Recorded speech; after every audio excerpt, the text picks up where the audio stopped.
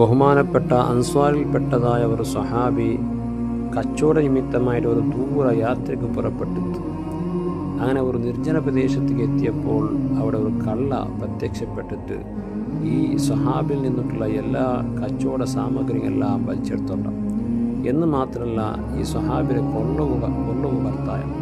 ആ സമയത്ത് ആ സ്വഹാബി ചൊന്തു, നിൻ്റെ ഏതായാലും നീ കൊല്ലിടല്ലേ എങ്കിൽ നിൻ്റെ ഒരു അവസാനത്തൊരു അഭിലാഷമുണ്ട്. അതായത് നിനക്ക് നിൻ്റെ റബ്ബുകായിട്ട് നിസ്കരിക്കണം, നിനക്ക് നിൻ്റെ റബ്ബിൽ ചെന്ന് ദ്വാരക്ക് കൊണ്ടുകൊണ്ട്.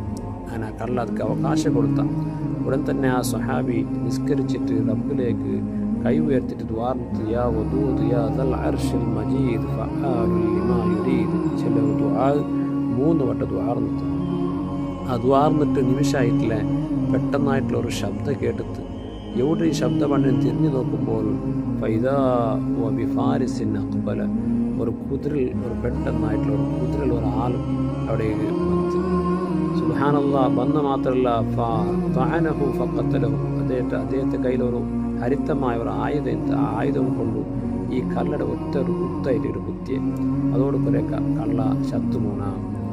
അപ്പോൾ ഈ സുഹാബിക്ക് എടുത്ത് മൻ അന്ത നിങ്ങൾ ആരെന്ന് കേടുത്ത്. അപ്പോൾ ചെന്ന് അന മലക്കും മിൻ അഹ്ലിസ്സമാ ആകാശഭാഗത്തിൻ്റെ ഓരോ മലക്കായിട്ട് കിടക്കും.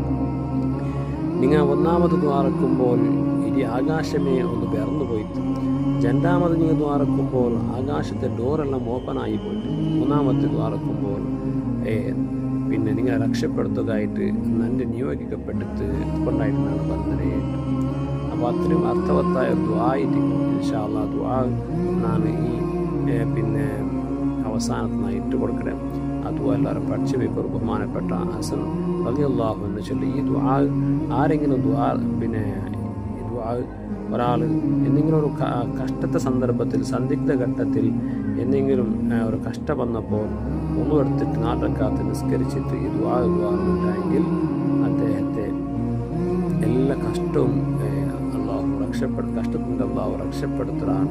ബഹുമാനപ്പെട്ട ഹസൻ റളിയല്ലാഹു അൻഹു ഈ സംഭവത്തെ വിശദീകരിച്ച് ചൊന്നിട്ടുണ്ട്. അല്ലാഹു സുബ്ഹാനഹു വ തആല എല്ലാ കഷ്ടപ്പാടിൽ നിന്നും അല്ലാഹു രക്ഷപ്പെടുത്താൻ അനുഗ്രഹിക്കട്ടെ.